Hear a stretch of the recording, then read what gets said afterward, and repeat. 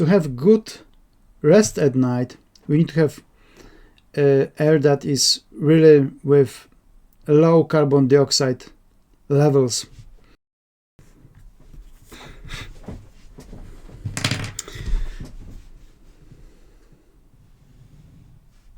So what's happening in winter, we ventilate houses less. It kind of makes sense. It's cold outside, so we just close windows more often.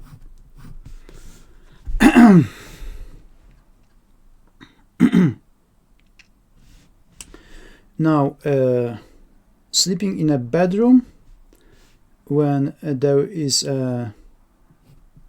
when window is closed, when there is no kind of good quality ventilation, means that we are breathing air that we breathe out, and carbon dioxide is building up.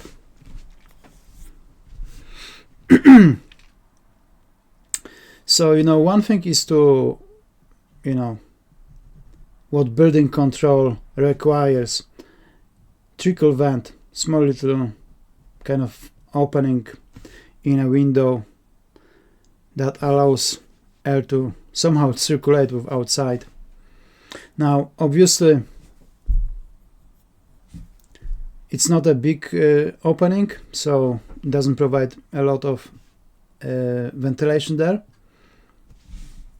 And now you need to have under door some kind of like gap, so the air actually circulates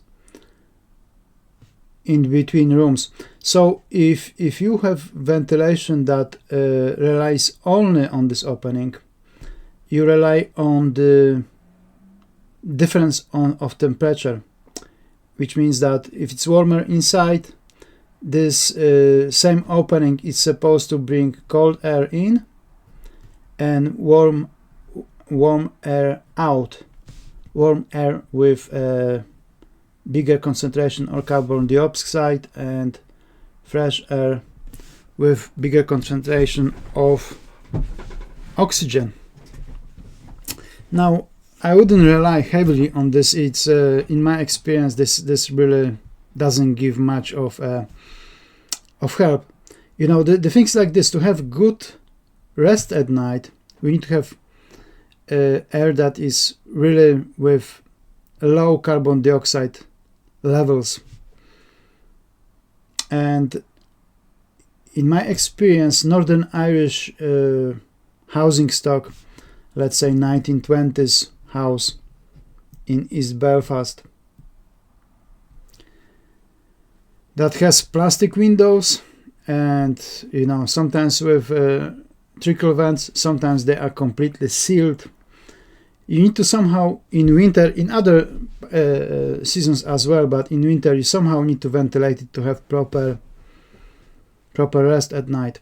And my finding is that the best is to somehow, you can find yourself, but somehow slightly open window somewhere downstairs and allow for gravitation, for air to warm up on entering the house, moving up to the first floor, and then to bedrooms or to bedroom, and then out when it is already, well, it has bigger concentration of carbon dioxide. So air with a high concentration of oxygen coming in, cold one, warming up from the walls, or maybe heating is on as well at night time, moving up to bedrooms or to bedroom, and then